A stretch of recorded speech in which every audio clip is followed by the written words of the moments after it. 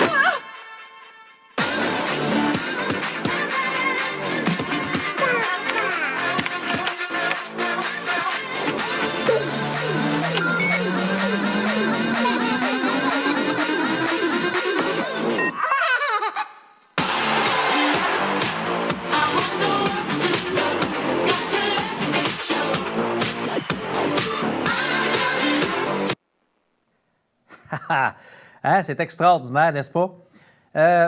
On exagère, c'est pas vrai du tout. Première chose qu'on fait quand notre enfant vient au monde, on coupe le cordon.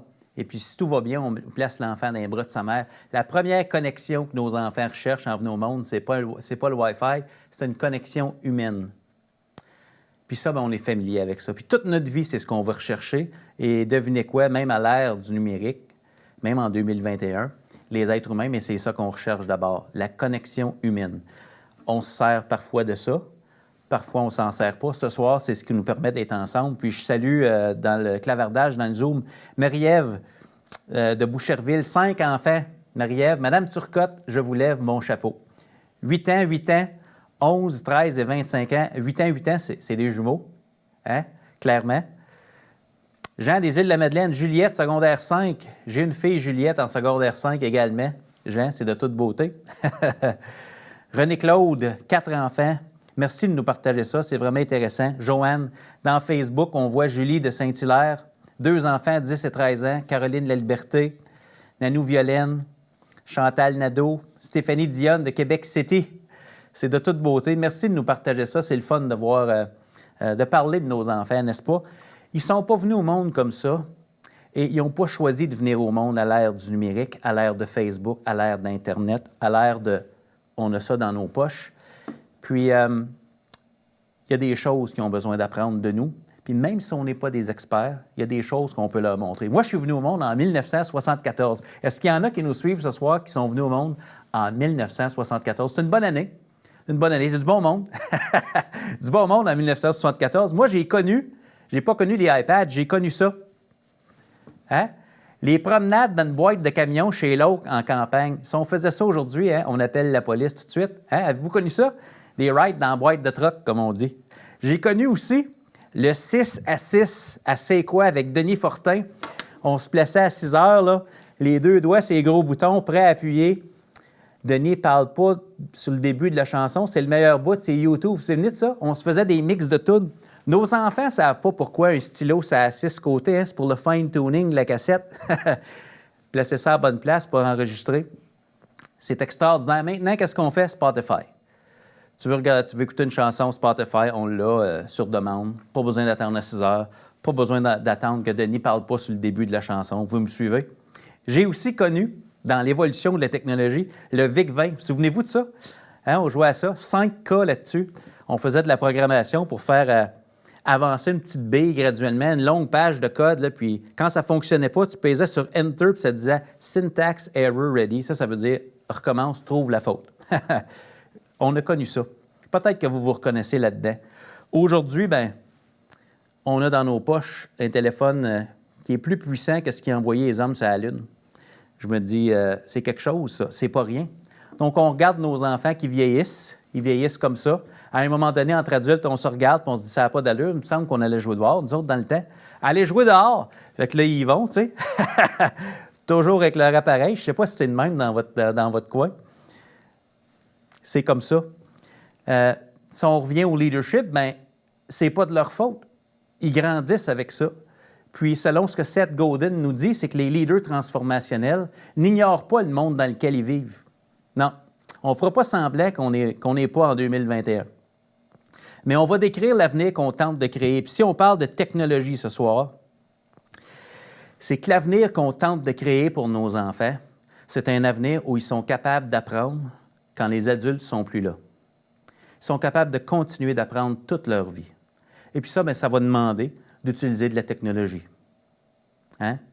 Ma fille Juliette, secondaire 5, travaille chez AEW. Une des premières choses qu'on lui a demandé quand on l'a embauchée là-bas, c'est « va suivre une formation en ligne ». On a besoin d'être capable d'utiliser le numérique pour continuer d'apprendre dans le monde d'aujourd'hui. Donc, la technologie, c'est un levier indispensable. Ce n'est pas la solution. C'est pas ça qui règle tous nos problèmes. Mais c'est des outils indispensables. On a besoin de ça pour maximiser notre potentiel humain dans le monde d'aujourd'hui. Puis ça, ça s'en va pas, cette réalité-là. J'écrivais récemment dans Twitter ce tweet-là. Hein? Ça fait drôle. Quand nos élèves nous entendent parler de l'intégration de la technologie en éducation, c'était un peu comme si nous, on avait demandé à nos profs en 1985, là, « Hey, aimes-tu s'enseigner avec l'électricité, monsieur? » Tu sais, quand quelque chose est là depuis ta naissance, « Aimes-tu s'enseigner avec l'électricité? » Ça fait drôle à dire, hein? Mais nos enfants sont venus au monde puis ça existait. Ils nous écoutent parler, hein, « On devrait-tu faire ça dans nos écoles? C'est-tu bon? » Tu sais. C'est partout. C'est sûr qu'il faut trouver un sens. Puis c'est où la place de ça? C'est pour ça qu'au Québec, on est chanceux. Il y a le plan d'action numérique. On est, je pense, si ma mémoire est bonne, à la 3e année. Puis il y a 3 grandes orientations pour les écoles là-dedans. Orientation 1, soutenir le développement des compétences. Ça, c'est apprendre à cliquer. Comment ça marche le bouton? Où je clique? Comment fonctionne le numérique? Le deuxième, bien, comment je fais pour utiliser le numérique pour que ça améliore l'apprentissage? Imaginez si on n'avait pas de numérique présentement dans le contexte de pandémie. Il y en aurait très peu d'apprentissage. Vous me suivez? Donc, comment est-ce qu'on peut utiliser le numérique? Mais pour que ça améliore l'apprentissage. C'est pour ça qu'on fait tous ces efforts-là. Puis le troisième, bien, on veut s'assurer que tout le monde a accès. Tout le monde a accès. Puis je dois vous dire qu'en 2021, si on est honnête, ne pas être connecté et ne pas s'intéresser au numérique, c'est un choix qu'on fait. On n'est pas obligé de ne pas être connecté. Tout le monde peut trouver une façon d'être connecté, d'avoir accès. Puis je pense qu'on a intérêt à s'intéresser à ça, même si on commence ce soir en 2021 à s'intéresser à ça, même si ça nous fait peur parfois. Puis on commence par apprivoiser certains outils. Puis je ne sais pas si vous allez vous reconnaître ou reconnaître des gens dans votre entourage dans la prochaine vidéo, mais c'est un peu parfois une étape nécessaire pour apprendre à se servir de certains outils. Regardez ça si c'est beau. Si vous regardez la rediffusion, vous allez voir le lien de cette vidéo-là dans les commentaires de la rediffusion. Regardez ça si c'est beau. C'est quand même comique. C'est quand même comique. Je pense que c'est pas si pire que ça dans nos familles, mais ça arrive. Des choses qui font penser peut-être à cette vidéo-là. Puis pour ceux qui sont dans le Zoom, nos chers collègues à la régie ont placé le lien de chacun des vidéos dans le clavardage, donc vous les avez là. OK? L'idée, c'est que parfois, quand on commence à utiliser un nouvel outil, on ne l'utilise pas nécessairement comme il a été conçu. Hein, on s'entend, un iPad, ce n'est pas fait pour couper des légumes. Puis on ne met pas ça au lave-vaisselle. Mais il faut se donner la chance de passer par ces étapes-là où on n'utilise peut-être pas les outils comme ils sont censés être utilisés et graduellement, on les apprivoise. Pourquoi on voudrait passer par tout ça? Parce qu'on le sait que le numérique, c'est censé nous aider à mieux apprendre. Et nos enfants sont là-dedans. Puis sans avoir besoin d'être des experts, je pense qu'on a la responsabilité de s'intéresser à ça puis de développer un minimum de compétences. Moi, je ne suis pas un expert avec les fours et micro-ondes, mais je suis capable de me faire réchauffer un café. Je ne sais pas comment ça marche un micro-ondes. Je sais qu'il faut que j'appuie sur certains boutons, puis je m'en sers. Je suis un utilisateur, pas un expert. Puis je pense qu'avec certains outils qu'il y a dans les écoles, je pense que peut-être qu'on peut utiliser ça puis de voir ça peut-être de la même façon avec nos enfants. Donc, mon premier point, une première grande idée pour vous ce soir, comme parents, c'est celle-ci. Se donner le temps d'apprendre le Python. Parce que c'est important, pas pour devenir expert, mais pour devenir peut-être comprendre ce qui se passe, comprendre comment se nomment les choses, comment utiliser certains outils, puis être capable de voir aussi l'impact que ça a sur soi. Parce que ce qui est utile à l'école va être aussi utile pour vous dans votre vie. Plein d'outils qui sont transférables, qui peuvent être utilisés dans différents contextes. On se dirige vers la deuxième idée. Deuxième idée, quand on était jeune, moi, j'allais au parc. Puis avant les cellulaires et les médias sociaux, c'est comme ça qu'on trouvait nos amis. Regardez ça, c'est beau. Ils sont où mes amis? Bon, on cherchait le tas de bicycles. Ils sont où les vélos? Bien, ils sont là mes chums. Hein? Puis si on était chanceux, je ne sais pas si vous aviez ça dans votre quartier, il y avait des affiches comme celle-là dans la bay window des salons. Là. Hein? Parents, secours. Ça voulait dire, ça, c'est un ami. Si jamais il se passe quelque chose puis j'ai besoin d'aide, je peux aller cogner à cette porte-là et il y a un adulte responsable qui va m'ouvrir la porte, qui va peut-être appeler ma mère, qui va pouvoir venir me chercher. On avait des repères dans notre communauté, des repères qui pouvaient nous aider à savoir, bien, autour de moi, où est-ce que je peux aller pour de l'aide. C'est quoi notre équivalent de ça dans le numérique? C'est quoi notre équivalent de parents secours dans le numérique? Où sont les repères positifs pour savoir où est-ce que je peux aller si je suis égaré un peu dans le numérique? Ça vaut la peine de réfléchir à ça, hein? Parce que nos enfants, eux, ce qu'ils font, ils jouent beaucoup à Fortnite. Je ne sais pas si c'est comme ça dans votre milieu, phénomène planétaire. Nos jeunes jouent à Fortnite, c'est tellement de toute beauté. Puis, ils ne jouent pas contre l'ordinateur, ils jouent branchés avec un casque d'écoute, avec des amis. Je vous raconte une anecdote. Mon neveu, il y a une couple d'années, il est allé à une fête d'amis pendant l'été. Les gars étaient censés se baigner dans la piscine. La mère sort dehors, ne trouve pas les gars, très silencieux. Elle descend au sous-sol, puis elle voit son fils qui est assis, en train de jouer à Fortnite avec son casque d'écoute. Elle dit « Gars, tu n'avais pas une fête d'amis? Ils sont où tes chums? » Il dit « Ben oui, on voulait jouer ensemble. » Fait qu'ils sont repartis chez eux. Je vais le répéter parce que peut-être que ça n'a pas de sens. On voulait jouer ensemble, fait qu'ils sont repartis chez eux. On voulait être branchés puis être ensemble parce qu'on joue un à la fois dans ces jeux-là. On est branchés, connectés. C'est très différent. C'est très différent. Donc, dans notre temps, peut-être que nos parents se posaient cette question-là. Est-ce que mon enfant est assez vieux pour sortir de la cour? Souvenez-vous de ça? Est-ce que je peux aller au parc tout seul, membre? Est-ce que je peux y aller? Non, tu n'es pas assez vieux pour sortir de la cour tout seul. Ça te prend un adulte pour t'accompagner. Bien, l'équivalent de cette question-là, aujourd'hui, nos enfants vont beaucoup moins au parc. Hein? Elle est encore bonne, cette question-là, mais avec le numérique, on se pose peut-être ces deux questions-là. Où va mon enfant dans le numérique? Puis, qui est dans ma maison? Parce qu'avec Internet, il y a plein de gens qui entrent dans votre maison.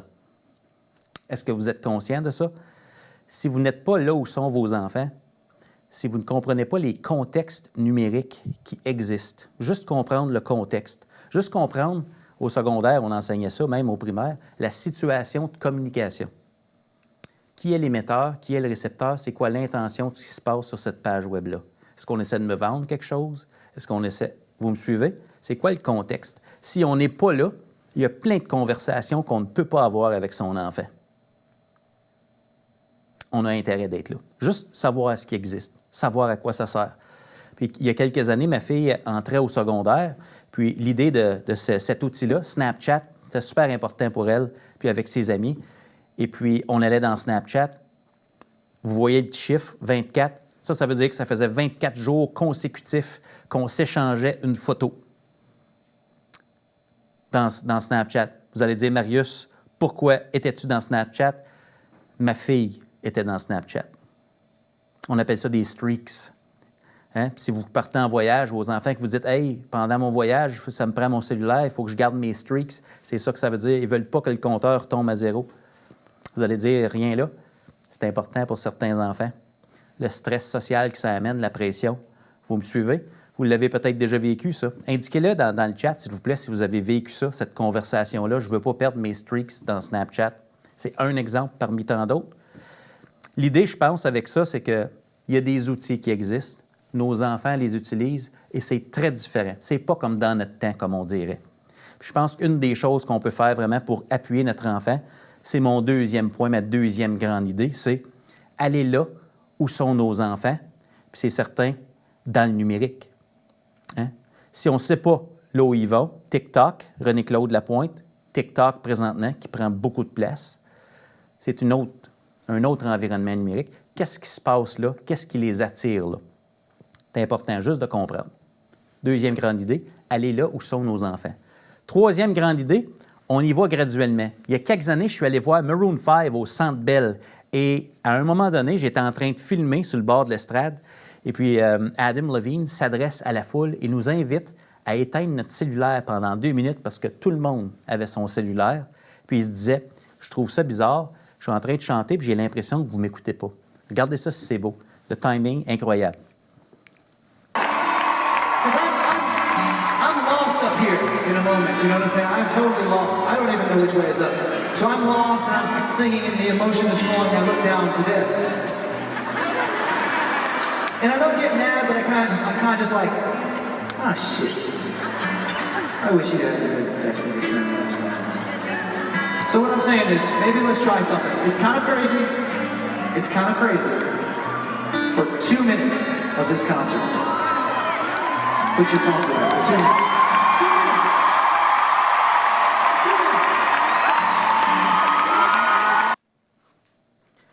Extraordinaire. Je suis un bon élève quand même. Hein? C'est à 3 points quelques secondes que j'ai rangé mon cellulaire. Il nous l'a demandé, donc j'ai arrêté de filmer. C'est extraordinaire la réaction des gens. Le Centre Bell est plein. La plupart des adultes qui sont là ont leur cellulaire dans les mains. Tous les adultes qui sont là ont payé pour être là. Puis là, je me suis mis à réfléchir. Est-ce que ça veut dire, si je suis Adam Levine ce soir-là, puis que tout le monde a son cellulaire dans les mains, est-ce que ça veut dire ça, il est plate ton show? Ou si ça veut peut-être dire qu'on est tous en train d'apprendre à vivre avec ça, puis qu'on a besoin d'un adulte pour nous aider à le gérer. Puis ce soir-là, bien, il s'appelait Adam Levine. On était contents parce que tout le monde a applaudi. Puis je me suis posé la même question pour nos familles et nos écoles. Quand nos enfants sont là-dessus continuellement, est-ce que ça, c'est parce qu'ils sont désengagés ou c'est parce qu'ils ont peut-être besoin des adultes pour leur montrer comment le gérer, ce temps-là qui passe là-dessus, puis qu'est-ce qui se passe là-dessus? La question se pose. Parce qu'une des questions que moi, je me pose en tant que parent, puis peut-être que vous, c'est la suivante. Est-ce que mon enfant a trop de temps d'écran? C'est certain, il y a de plus en plus d'informations qui sort à ce sujet-là, sur l'impact des écrans et tout ça. On se dit, mon Dieu, ils passent beaucoup de temps. Est-ce qu'ils sont en train de se développer? Est-ce que c'est bon pour eux? Est-ce que c'est néfaste pour eux? Je vous amène peut-être à regarder ça, la question d'un autre angle. On va reprendre l'exemple de l'outil que je vous ai présenté tantôt. Regardez ça si c'est beau. Ça va aller vite. Ça, c'est un outil. Son nom, c'est Snapchat. Mais si on regarde ce qu'il peut faire, on pourrait regarder davantage le verbe. Qu'est-ce qui me permet de faire cet outil-là? Bien, les verbes qui me permettent de faire, entre autres, ce sont ces trois choses-là. Snapchat, ça me permet de communiquer, ça me permet de localiser mes amis parce que je peux aller voir une carte et si mes amis ont activé leur localisation, je peux savoir où ils sont sur la planète. C'est extraordinaire. Ça me permet également de créer des choses. Ça, c'est ce que ça me permet de faire. Puis je me suis amusé, puis en 15 secondes, avec cet outil-là, j'ai créé ces deux visuels-là. Pas très intelligent, pas très utile, créatif. Ça peut être intéressant à envoyer à des gens. En 15 secondes, j'ai créé ça. L'idée, c'est que la technologie facilite de plus en plus la créativité, tant dans la vie personnelle qu'à l'école. L'idée, c'est que la réflexion doit faire partie de la démarche pédagogique. En d'autres mots, c'est beau que ce soit créatif, mais il faut que ça demande de la réflexion. Si on veut que la technologie soit au service de l'apprentissage, il faut se poser la question, est-ce que la technologie me permet d'apprendre? Est-ce que j'ai besoin d'être créatif? Est-ce que j'ai besoin de réfléchir quand je l'utilise? Ou si en 15 secondes, je crée des choses. En 1990, ça aurait pris des semaines à créer ces deux images-là. En 2021, c'est 15 secondes. Et puis, l'idée, c'est qu'il faut que la réflexion soit de la partie. Regardez la prochaine vidéo. Moi, j'ai aucune idée comment faire ça, mais je me dis, dans TikTok, ce montage vidéo-là, toute la réflexion que ça doit demander, tout l'apprentissage que l'élève qui a créé ça a dû réaliser pour créer cette vidéo-là. Regardez ça si c'est beau, c'est rapide.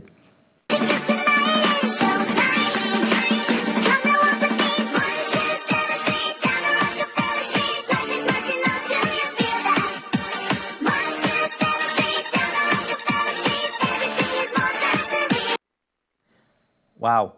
Je n'ai aucune idée comment faire ça. Je me dis, si j'essayais de créer une vidéo comme ça me prendrait beaucoup de temps et je ferais beaucoup d'apprentissage en le faisant. C'est un peu ça l'idée. Puis si on veut ramener l'idée des noms et des verbes, parce que les noms des outils technologiques qui existent sont nombreux et les noms évoluent continuellement. Ils changent. Et puis l'idée, c'est qu'on veut regarder les verbes. En d'autres mots, à quoi ça sert? Un tournevis, ça sert à visser. Une scie, ça sert à scier. Snapchat, ça sert à communiquer, créer, localiser. On veut mettre l'accent sur ce que ça permet parce que les noms vont varier et c'est impossible de tous les connaître. On n'a pas besoin d'être un expert. Il faut juste regarder à quoi ça sert, ces choses-là. Et à l'école, je vous en présente rapidement 6 verbes qui sont au cœur de l'utilisation du numérique à l'école. Regardez ça si c'est beau. Le premier verbe pour aider l'apprentissage de nos enfants à l'école quand on utilise le numérique, c'est celui-ci. On parle de personnaliser. On veut personnaliser la démarche d'apprentissage. En d'autres mots, on veut que votre enfant ait des choix, puisse aller à son rythme. C'est pour ça que parfois, un exemple, parmi plein d'exemples, bien, peut-être qu'un élève peut faire un projet en robotique pédagogique, l'autre élève peut avoir un plan de travail avec certains travaux à faire et les dates d'échéance peuvent varier. On essaie de personnaliser le rythme d'apprentissage. On peut aussi personnaliser les environnements d'apprentissage. Le fond d'écran, toutes sortes de choses. L'idée, c'est le sur-mesure. Le numérique nous permet de goûter au sur-mesure. Et de plus en plus d'écoles se penchent là-dessus. Deuxième verbe intéressant, c'est qu'on peut automatiser des choses. Vous recevez peut-être, si vous êtes abonné, un exemple, à Google Classroom, si votre école, l'école de votre enfant utilise cette plateforme-là, bien, si votre enfant reçoit un message là-dedans, en fin de journée, moi, je reçois des notifications sur mon cellulaire qui sont automatiques. Je sais ce que mon enfant a reçu. Je connais c'est quoi ses devoirs. C'est dans Google Classroom. C'est extraordinaire. On automatise. Troisième verbe, on veut systématiser. On crée des systèmes qu'on nourrit. Notre façon de classer l'information, notre façon de gérer l'information. En tant que parent, peut-être un exemple pertinent, c'est le portail parent. Si le centre de service scolaire où votre enfant va à l'école a un portail parent, bien, vous savez que là, on retrouve des renseignements sur le rendement scolaire de notre enfant. Systématiquement, c'est là que je vais pour trouver cette information-là. Si je veux d'autres informations, je vais ailleurs. Il y a des systèmes qui sont en place. Et puis, si je prends conscience de quels outils sont utilisés et pourquoi, encore là, je mets l'accent sur le verbe, mais je peux savoir où aller chercher quelle information. Quatrième verbe intéressant, c'est qu'on veut transformer. En d'autres mots, offrir une expérience d'apprentissage transformée à votre enfant. Ça veut dire qu'on veut offrir des choses qui, autrefois, dans notre temps, ce n'était pas possible. Dans notre temps, j'étais peut-être page 27, numéro 1 à 4, mais maintenant, on peut faire d'autres choses. Il y a la réalité virtuelle, la réalité augmentée, il y a les espaces makers, la fabrique, il y a la robotique pédagogique, il y a toutes sortes de choses. Et cet après-midi, pendant que j'étais en train de préparer, finaliser la présentation de ce soir, il y a une enseignante de Québec qui a publié un tweet. Ses élèves de 4e année ont la chance de produire un podcast. Regardez ça si c'est beau, on va les écouter nous présenter leur podcast. La classe de Madame Mira, un podcast aux couleurs de notre milieu de vie, des discussions et des réflexions pour les petits et pour les grands. Bonne écoute!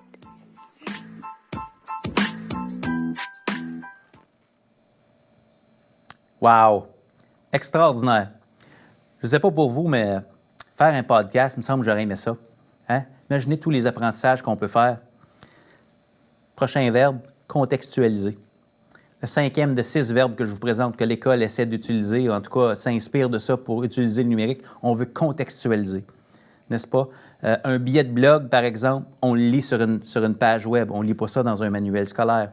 On veut replacer dans les contextes originaux les contenus qu'on enseigne à nos enfants. Donc, le numérique nous permet de contextualiser l'apprentissage qu'on fait avec nos élèves. Et peut-être un 6e verbe que les écoles utilisent, c'est certain, présentement surtout, c'est l'idée de se cloner avec le numérique. Peut-être que vous recevez parfois des directives qui sont préenregistrées par vidéo, ou il y a des documents qui sont dans un espace infonuagique. Dans un document, il y a des liens, vous cliquez là-dessus. C'est comme si l'enseignant ou l'enseignante de votre enfant était un peu partout. Il s'est comme cloné. Il est présent à différents endroits. Ça, c'est le numérique qui nous permet de faire ça. Peut-être que des fois, on peut recevoir de la rétroaction grâce au numérique. C'est le fun parce que là, on se clone parce qu'il y a votre enfant qui peut l'entendre, la rétroaction, mais il y a aussi vous à la maison. Donc, il y a toutes sortes de possibilités dans cet environnement numérique-là. Et puis, je pense que si on revient à notre question, est-ce que mon enfant a trop de temps d'écran? Si on revient à l'idée des verbes, c'est pas tant le temps d'écran comme ce qui se passe à l'écran qui compte. On s'entend qu'on ne veut pas passer 12 heures par jour à l'écran, mais ce n'est pas tant le temps d'écran comme qu'est-ce qui se passe devant l'écran. C'est quoi le verbe qui est là? Tellement intéressant. 3e grande idée, mettre l'accent sur les verbes. On s'entend, on ne parle pas de conjugaison verbale ici, on parle des utilisations possibles ou des possibilités que nous offrent les différents outils numériques.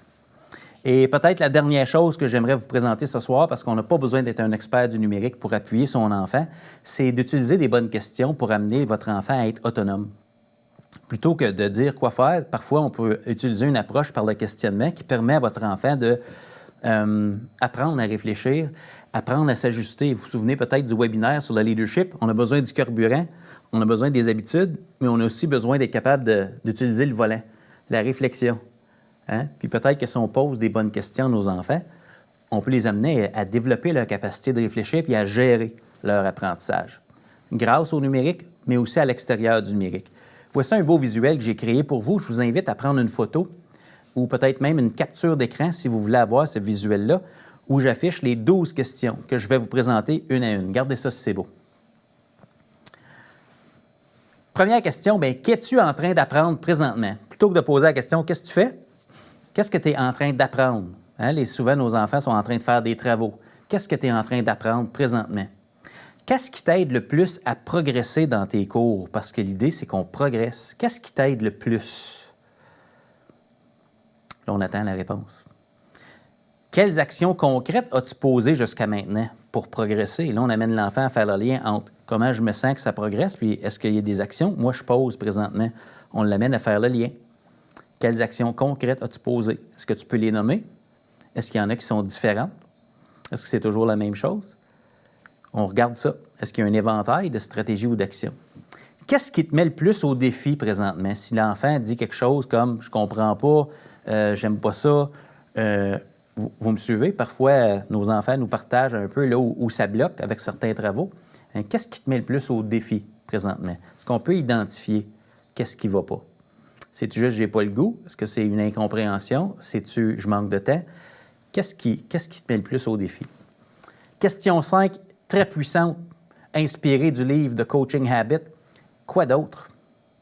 Quand votre enfant vous donne une première réponse, on repose la question. Quoi d'autre?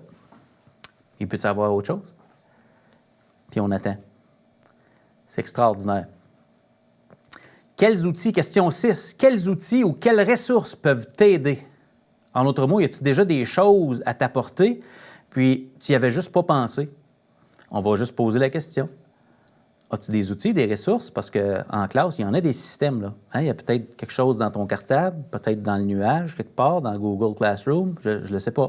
Dans Microsoft, je ne le sais pas. Dans CISA, je ne sais pas. Question 7. Quel est le meilleur dénouement pour toi dans cette situation? En d'autres mots, qu'est-ce que tu veux? Qu'est-ce que tu aimerais qu'il se produise? Parce que parfois, des fois, nos enfants veulent nous donner leur situation puis qu'on la règle pour eux. N'est-ce pas? Qu'est-ce que tu veux? Hein? Quel est le meilleur dénouement pour toi dans cette situation? Tu aimerais qu'il se passe quoi? Là, on va identifier vraiment qu'est-ce qui se passe là. 8e question. Quelles pistes de solutions sont à ta portée? Mais si tu veux que ça se produise, qu'est-ce que toi, tu peux faire? Parce que toi, tu fais partie de la solution. Qu'est-ce que toi, tu peux faire? Extraordinaire. Donc, 9, quelle pourrait être ta prochaine étape? Ça pourrait ressembler à quoi pour toi une bonne prochaine étape, si tu veux que ça avance, en fonction du conseil et des outils qui sont déjà là. Et question 10, si tu choisis telle avenue, parce que là, on va amener notre enfant à faire un choix, bien, à quoi dois-tu t'attendre? Je donne un exemple concret. Si tu as un travail autonome à remettre vendredi matin, est-ce que c'est une bonne idée que tu travailles mercredi et jeudi soir jusqu'à 10 heures?